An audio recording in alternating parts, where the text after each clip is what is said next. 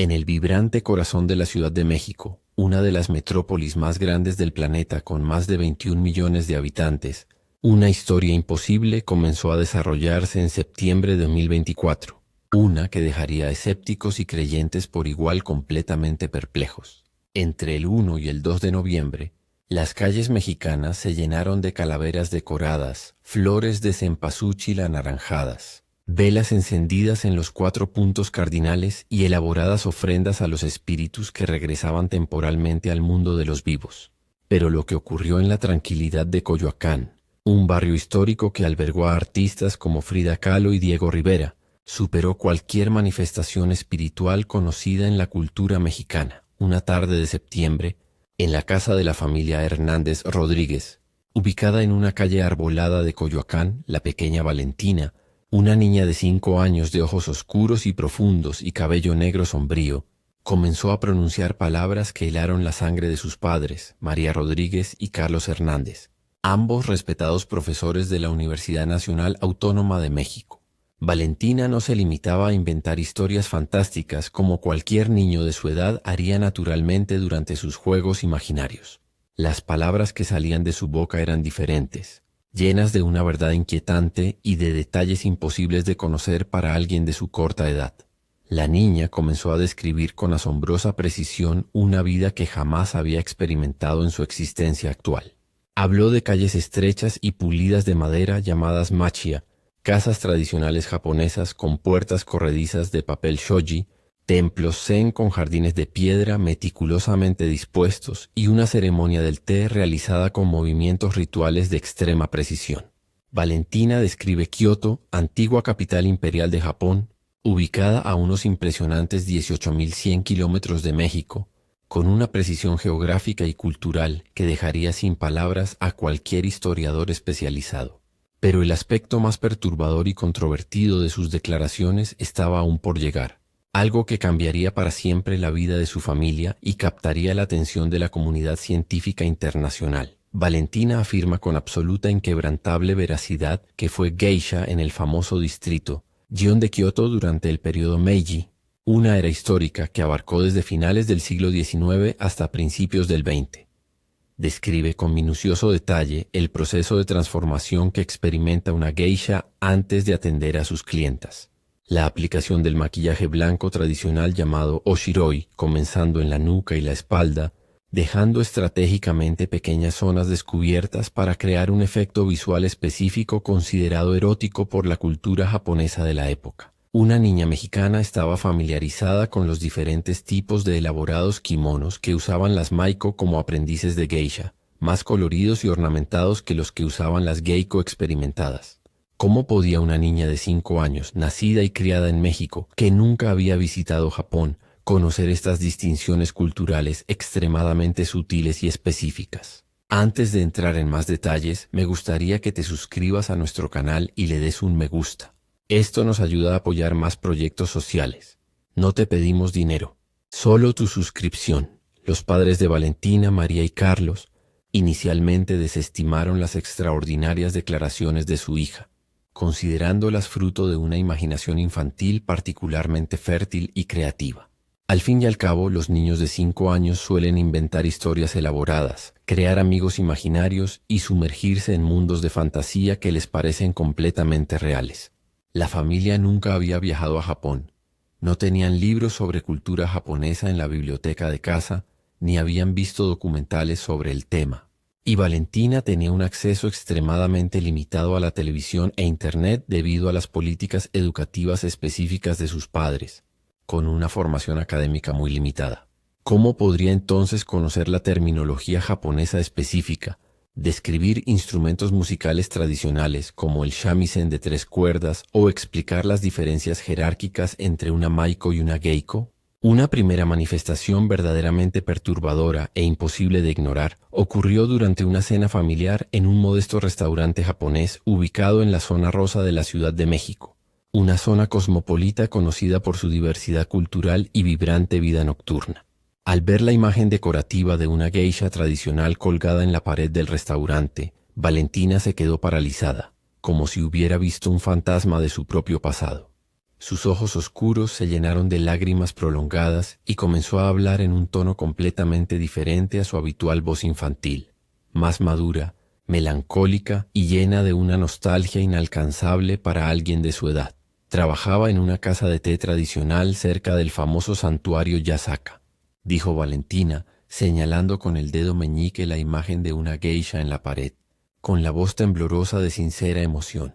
Me llamaba Hanako y bailaba el estilo Kyomai para visitantes importantes que venían de Osaka, Tokio y otras prefecturas lejanas para disfrutar de las artes tradicionales de Gion. La familia quedó en shock, sobre todo cuando Valentina de repente empezó a realizar movimientos delicados y precisos con sus pequeñas manos y muñecas que se asemejaban a una danza tradicional japonesa, algo que jamás había aprendido en clase ni mostrado en vídeos. Los movimientos eran sutiles, elegantes, controlados, completamente atípicos para una niña mexicana de 5 años acostumbrada al juego enérgico y descontrolado típico de la infancia. María y Carlos, ambos académicos con formación en pensamiento crítico y metodología científica, decidieron que debía investigar profunda y sistemáticamente qué estaba jugando con su única hija. Los derivaron al doctor Roberto Sánchez, un reconocido psiquiatra infantil del Hospital Español de México, una prestigiosa institución médica de la Ciudad de México, especializado en conducta infantil atípica, desarrollo cognitivo y trastornos psicológicos de la infancia y la adolescencia. Durante 8 sesiones intensivas a lo largo de 3 semanas, el doctor Sánchez administró baterías completas de pruebas psicológicas estandarizadas. Realizó entrevistas estructuradas y semiestructuradas con Valentina y realizó observaciones conductuales en diferentes contextos. Lo que el doctor Sánchez descubrió durante estas evaluaciones fue absolutamente extraordinario y puso a prueba todas sus décadas de experiencia clínica. Valentina no solo mantuvo su relato de forma consistente y constante a lo largo de las sesiones, sin contradicciones ni variaciones típicas de las narrativas fantásticas infantiles, sino que comenzó a proporcionar detalles cada vez más específicos, precisos y verificables, algo completamente imposible de conocer para una niña de su edad, origen cultural y limitadas experiencias vitales. La niña describió la geografía precisa del distrito Gion de Kioto, mencionando específicamente la calle Hanamikoji, donde se elaboraban las especificaciones para las casas de té más prestigiosas y exclusivas durante el período Meiji. Habló con profundo conocimiento sobre la Sokiya, residencias tradicionales donde las Maiko vivían, se formaban rigurosamente y se educaban en las artes refinadas, y cómo estas casas históricas tenían placas de madera con los nombres artísticos de las aprendices elegantemente colocadas en las puertas principales. Valentina describió meticulosamente el proceso ritualístico de preparación para una actuación nocturna, el meticuloso ritual de aplicar maquillaje blanco o shiroi, comenzando por la nuca y el cuello expuestos, áreas consideradas extremadamente eróticas y atractivas por la estética tradicional japonesa, dejando intencionalmente pequeñas áreas triangulares descubiertas para crear un efecto visual específico llamado eri-ashi. Explicó los diferentes tipos de kimonos que usan las Maiko en diferentes estaciones, y las mangas largas más coloridas, ornamentadas y dramáticas llamadas furisode en comparación con los kimonos más discretos, elegantes y sobrios que usan las geiko experimentadas. La niña incluso se asemeja espontáneamente a los peinados tradicionales extremadamente intrincados llamados shimada, adornados con peinetas ornamentales de carey, flores de seda y delicados colgantes de metal llamados kansashi que variaban según la estación, la ocasión y el nivel de experiencia de la geisha.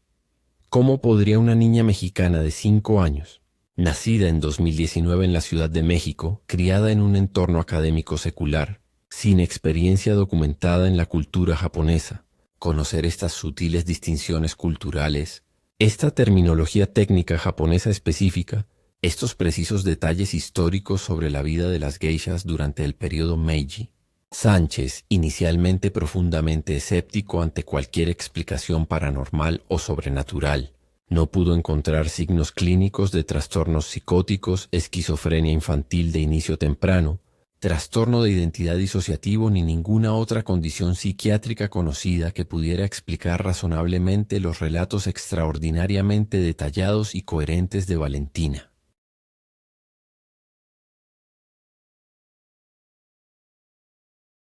La niña gozaba de perfecta salud, se adaptaba socialmente, tenía habilidades interpersonales bien desarrolladas, tenía un rendimiento escolar superior al promedio para su edad, mantenía relaciones completamente normales y saludables con sus compañeros y familiares, y no presentaba signos de trauma psicológico, abuso físico o emocional, negligencia parental ni ningún factor estresante significativo que pudiera haber desencadenado la creación de falsos recuerdos o personalidades alternativas. El psiquiatra estaba realmente perplejo e intrigado por este caso excepcional.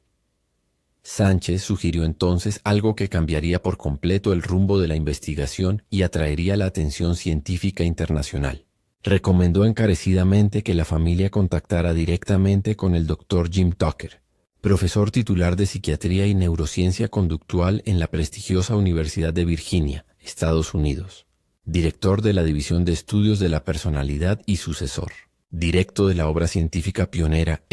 innovadora del difunto Dr. Tucker. Tucker había dedicado más de 2 décadas de su carrera académica al estudio riguroso y sistemático de casos de niños que afirmaban tener recuerdos verificables de vidas pasadas. Ian Stevenson fue un brillante y meticuloso psiquiatra canadiense-estadounidense, que dedicó 40 años extraordinarios de su vida profesional al estudio científico sistemático de las características de la reencarnación. Viajó extensamente a países como India, Sri Lanka, Tailandia, Birmania, Turquía y Líbano, documentando meticulosamente más de 3.000 casos de niños que afirmaban tener recuerdos espontáneos y artificiales de vidas pasadas. Su rigurosa metodología científica incluyó la verificación independiente de testigos, la cuidadosa tabulación estadística de coincidencias y discrepancias en los informes, análisis críticos y debates exhaustivos de hipótesis alternativas convencionales antes de considerar seriamente la reencarnación como una explicación plausible de los datos presentados. Stevenson descubrió, a lo largo de décadas de investigación empírica, que en aproximadamente el 35% de los casos estudiados sistemáticamente, los niños presentaban marcas de nacimiento o lesiones congénitas físicas que se correspondían con asombrosa precisión con lesiones fatales, cicatrices quirúrgicas o características físicas distintivas sufridas por personas fallecidas que afirmaban haber tenido en vidas anteriores. Aún más sorprendente y estadísticamente significativo, en el 51% de los casos meticulosamente documentados, en los que se identificó y reveló la existencia e identidad de la personalidad previa del niño mediante registros históricos, documentos oficiales o testimonios de familiares supervivientes. El fallecido había sufrido una muerte violenta, traumática o inesperada. Tucker, quien heredó la prestigiosa cátedra Carlson de Psiquiatría y Neurociencia del Comportamiento en la Universidad de Virginia tras la jubilación de Ian Stevenson en 2002, se ofreció como voluntario para evaluar personalmente el extraordinario caso de Valentina. Viajó a la Ciudad de México en diciembre de 2024, acompañado por un equipo multidisciplinario de investigadores expertos, incluyendo psicólogos, antropólogos y académicos expertos en cultura tradicional japonesa. Durante 3 días intensivos y exhaustivos de entrevistas estructuradas, pruebas cognitivas, evaluaciones conductuales y observaciones sistemáticas, Tucker aplicó meticulosamente protocolos científicos estandarizados desarrollados durante décadas de investigación internacional sobre casos similares de aparentes recuerdos de vidas pasadas. Valentina fue sometida a cuestionarios extensos y detallados sobre múltiples aspectos de la vida cotidiana en Kioto durante el período histórico Meiji, las costumbres sociales específicas de las geishas y sus complejas trayectorias, la geografía local precisa, incluidos los nombres de las calles y los puntos de referencia, los eventos históricos que ocurrieron durante ese período específico, y aspectos culturales sutiles y matizados que serían completamente imposibles de conocer sin un estudio científico en profundidad, una experiencia directa vívida o una exposición cultural significativa. Los resultados de la prueba fueron sumamente inquietantes y desafiantes, pero su explicación fue sencilla. Valentina respondió a un número sorprendentemente bajo. Un 7% de las preguntas muy específicas y planificadas sobre la vida cotidiana, las prácticas artísticas, los rituales sociales y las posiciones profesionales de una geisha que trabajaba en Gion a finales del siglo XIX. Describió con impresionante destreza técnica cómo se realizaba la tradicional ceremonia japonesa del té, formalmente conocida como Chanoyu Osado, incluyendo la precisa coreografía de los movimientos de manos y cuerpo, el orden ritual específico de preparación, las herramientas especializadas utilizadas, como el batidor de bambú chasen y la cuchara ceremonial chashaku, e incluso elementos de la filosofía zen que subyacen a la práctica meditativa de la ceremonia. Valentina explicó con claridad que las geishas no eran prostitutas, como muchos occidentales creen erróneamente y con prejuicios debido a malentendidos culturales, sino artistas altamente capacitadas y respetadas, especializadas profesionalmente en múltiples artes refinadas, como el canto lírico, la danza tradicional, la interpretación musical, la composición poética y la conversación intelectual especializada con clientes cultos y culturalmente refinados. La chica tocó espontáneamente el shamisen, un instrumento musical tradicional japonés de cuerda fundamental que desempeña 3 papeles en las actuaciones de las geishas, e incluso demostró físicamente con sus pequeños brazos cómo sostener el instrumento correctamente durante la actuación y la posición de los dedos para pulsar las cuerdas, algo que categóricamente nunca había visto en persona ni en fotos. Pero el detalle histórico específico que hizo hervir la sangre del experimento del Dr. Shiga fue recordado vívidamente. El pánico caótico en las calles, el sofocante olor a humo espesando el aire, la gente corriendo desesperadamente por las estrechas escaleras de madera cargando sus pertenencias, y como ella y otras jóvenes geishas tuvieron que evacuar rápidamente sus residencias, llevándose solo sus posesiones más importantes y preciadas envueltas en furoshiki, telas tradicionales utilizadas para transportarlas. Este fue un acontecimiento histórico extremadamente específico y relativamente desconocido que muy pocos japoneses contemporáneos conocen con precisión, salvo los historiadores académicos especializados, y mucho menos un niño mexicano de 5 años nacido y criado a más de 11.000 kilómetros de Japón. El equipo de Tucker quedó absolutamente atónito.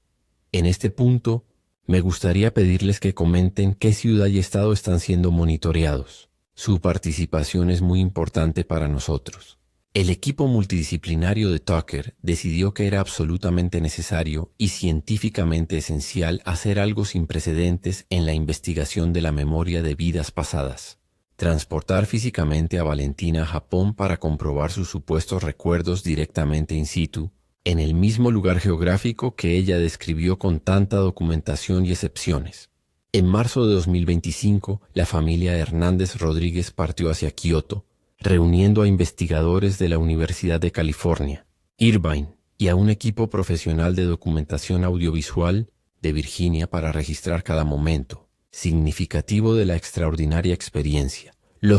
ocurrido durante este viaje de investigación a Japón dejaría a todos los presentes boquiabiertos. Desató la controversia internacional en círculos académicos y se convertiría en uno de los casos más meticulosamente documentados de posible reencarnación genuina en toda la historia de la investigación parapsicológica y los estudios de la conciencia. Al aterrizar en el Aeropuerto Internacional de Kansai y posteriormente llegar en tren al histórico distrito Gion de Kioto, Valentina se encontró de inmediato en una zona con una familiaridad inquietante e imposible. Con entusiasmo señaló con el dedo meñique la famosa calle Hanamikoji y dijo con absoluta certeza: allí se encontraba la principal casa de té donde trabajé y recibí importantes clientes durante el festival Gion Matsuri.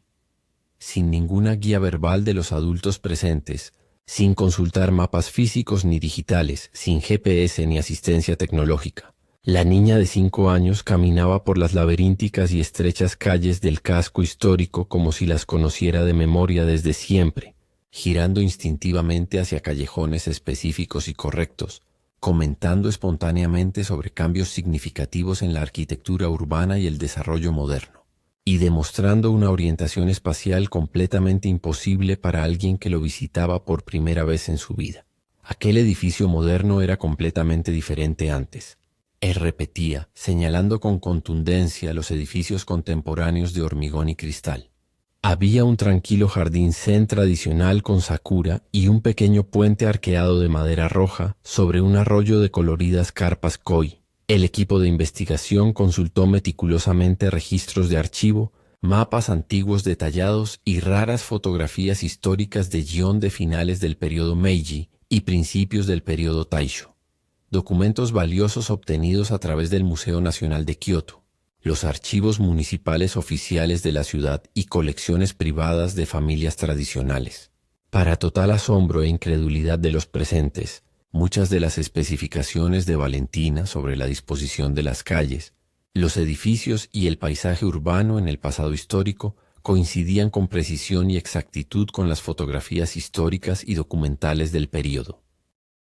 Edificios que hoy funcionan como modernas tiendas de recuerdos para turistas, cafés contemporáneos y boutiques de moda eran en realidad auténticas casas de teochaya y oquilla del siglo XIX, tal como la niña había descrito con rotunda veracidad meses antes en México, sin haber visitado jamás Japón. La correspondencia entre sus recuerdos verbalizados y la realidad histórica documentada era estadísticamente probable que se tratara de un simple encuentro consultado, una visita cuidadosamente planificada al histórico templo Kenninji. El templo zen más antiguo de Kioto, fundado en el lejano año 1202, deparó otro momento extraordinario y emocionalmente intenso que impresionó profundamente a todos los presentes. Valentina entró con reverencia en el complejo del templo y caminó con determinación hacia un jardín zen específico, ubicado en la parte trasera menos concurrida del complejo, un lugar tranquilo poco frecuentado por turistas comunes que suelen alojarse en las zonas principales, más accesibles.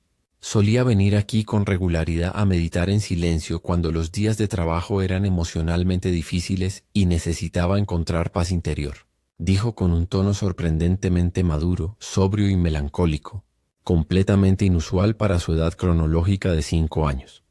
La niña se sentó con gracia en una postura específica de meditación zazen, con la espalda perfectamente recta, contemplando con atención una disposición particular de rocas volcánicas oscuras, músculos verdes y desgastados y arena blanca trazada en ondas, y estirándose en silencio meditativo durante casi 15 minutos completos, algo completamente extraordinario y atípico para cualquier niña de 5 años, que normalmente no puede permanecer quieta más de unos minutos. Su postura corporal, respiración controlada y expresión facial serena eran indistinguibles de las de una practicante, experimentada de terapia zen con décadas de práctica disciplinada Tucker, y su equipo científico multidisciplinario planearon un experimento crucial y ambientalmente decisivo para evaluar el supuesto daño a la memoria de Valentina. La llevaron sistemáticamente a varias oquillas históricas de Gion, incluyendo algunas excepcionales que aún funcionaban como residencias tradicionales y rigurosas escuelas de formación para maiko contemporáneas que mantenían vivas las tradiciones ancestrales.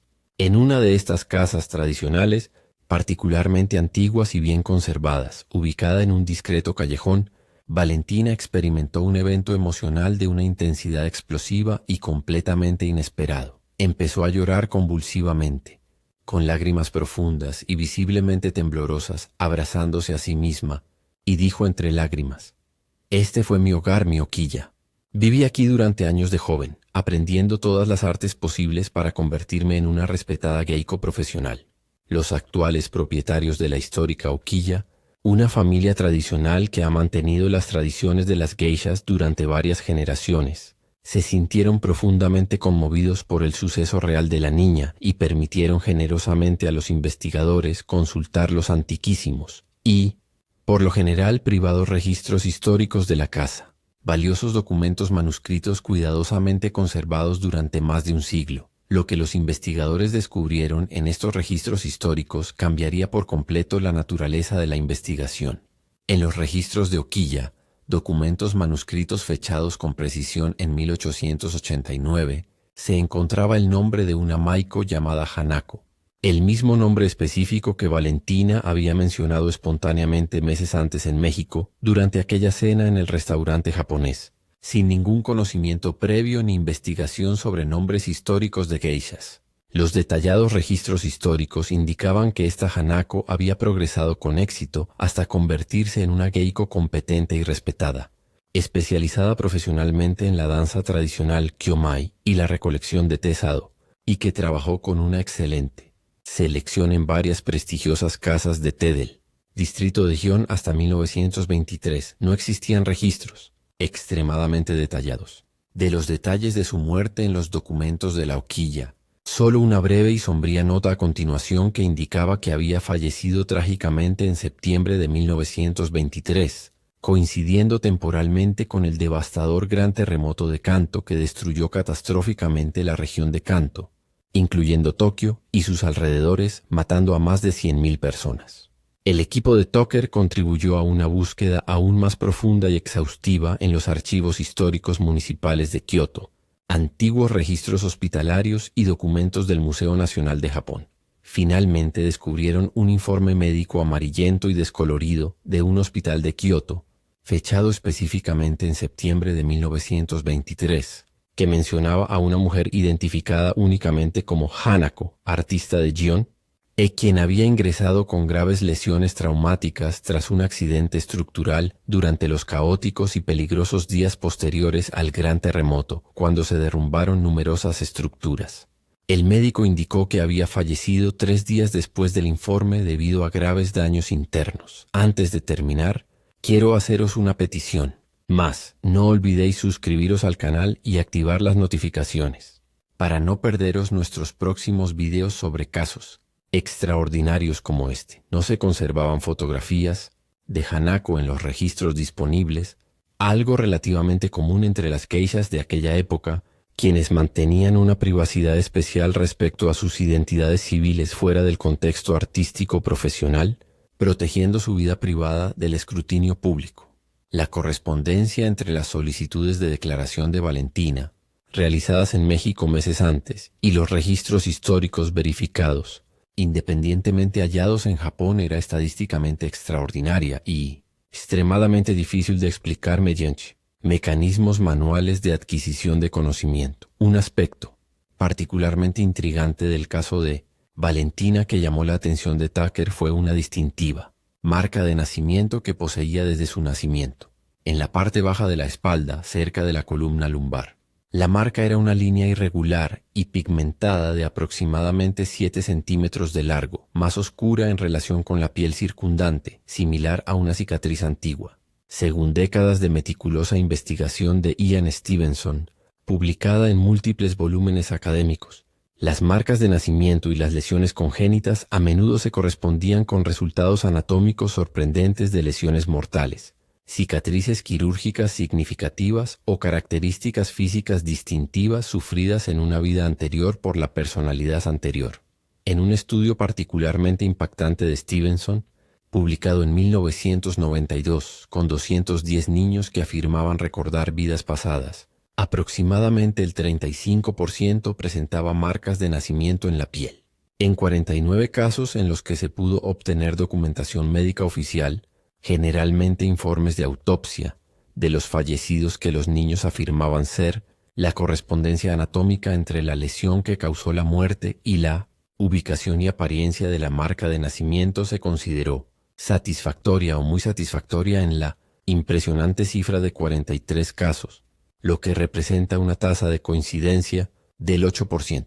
Si bien no existían registros médicos extremadamente detallados ni específicos sobre la naturaleza exacta de las lesiones y la muerte de Hanako en 1923, el informe del hospital mencionó brevemente daños traumáticos en la espalda como resultado del accidente estructural ocurrido después del terremoto. La marca de nacimiento de Valentina, ubicada precisamente en su espalda, representaba otra sugestiva correspondencia con su supuesta vida anterior, aunque ciertamente no constituía una prueba definitiva por sí sola. El extraordinario caso de Valentina atrajo rápidamente la atención masiva de los medios de comunicación internacionales, la comunidad científica global y el público en general fascinado, realizadores de documentales para canales educativos, periodistas de investigación de prestigiosas publicaciones e investigadores académicos de varios países, como Estados Unidos, Japón, Reino Unido, India y Brasil, solicitaron insistentemente acceso directo a la familia y a los datos completos de la investigación científica. La comunidad científica internacional se mostró profundamente dividida en sus interpretaciones. Algunos investigadores argumentaron con vehemencia que el caso aportaba pruebas convincentes y relativamente sólidas para las controvertidas hipótesis de la reencarnación, mientras que los escépticos materialistas propusieron vigorosamente explicaciones que abarcaban desde la falsificación de la memoria inconsciente hasta hallazgos extraordinariamente improbables. En México, el caso de Valentina desató intensos y apasionados debates culturales sobre la espiritualidad, la vida después de la muerte física, la naturaleza fundamental de la conciencia y la posible existencia de dimensiones de la realidad más allá del mundo material. El país, con su rica tradición espiritual sincrética que incluye las creencias indígenas precolombinas de los aztecas y los mayas, quienes defendían los ciclos de la vida y la muerte, fusionadas de forma compleja con el catolicismo traído por los colonizadores españoles durante el siglo XVI, siempre ha mantenido una relación cultural única, profunda y menos temerosa con la muerte y el mundo espiritual en comparación con culturas más secularizadas.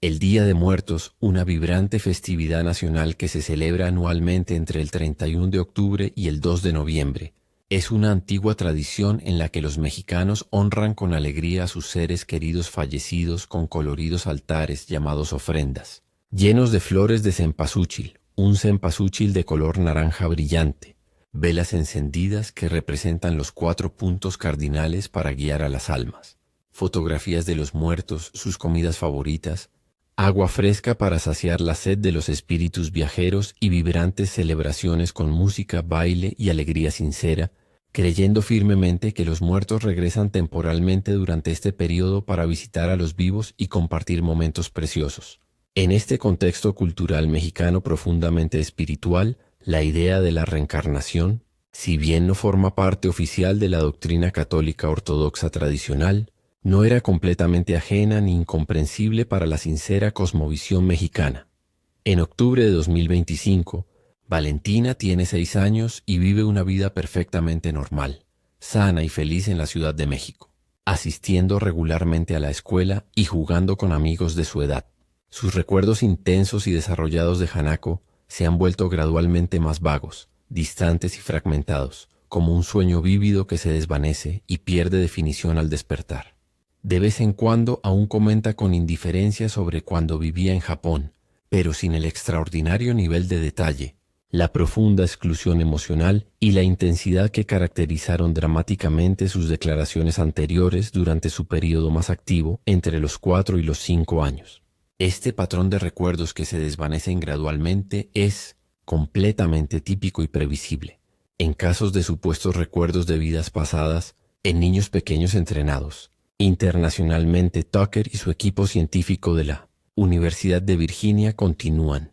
monitoreando cuidadosamente el caso mediante contacto regular con la familia y planean monitorear periódicamente el desarrollo de Valentina a lo largo de su infancia, adolescencia y adultez, documentando sistemáticamente cualquier desarrollo significativo, manifestación de talentos inexplicables o cambios significativos. Existe un interés científico particular en observar si, durante la adolescencia o la adultez temprana, Valentina desarrollará espontáneamente talentos artísticos específicos relacionados con las habilidades profesionales que poseía la geisha Hanako, como la danza tradicional, la interpretación musical con instrumentos de cuerda, la ceremonia ritual del té u otras artes refinadas, incluso sin una formación formal extensa en áreas especializadas. El caso de Valentina Hernández Rodríguez nos confronta directamente con preguntas filosóficas fundamentales sobre quiénes somos realmente como seres conscientes, cuál es la verdadera naturaleza de la identidad personal, si la conciencia puede existir independientemente del cerebro físico, y si la muerte física representa realmente el fin absoluto de la existencia individual o simplemente una transición a otra forma de existencia aún no plenamente comprendida por la ciencia materialista contemporánea. Este caso extraordinario, junto con miles de otros similares documentados en todo el mundo durante décadas de investigación internacional sistemática, sugiere que podría haber mucho más misterio en torno a la naturaleza de la conciencia, la memoria y la existencia humana de lo que nuestros modelos científicos actuales explican.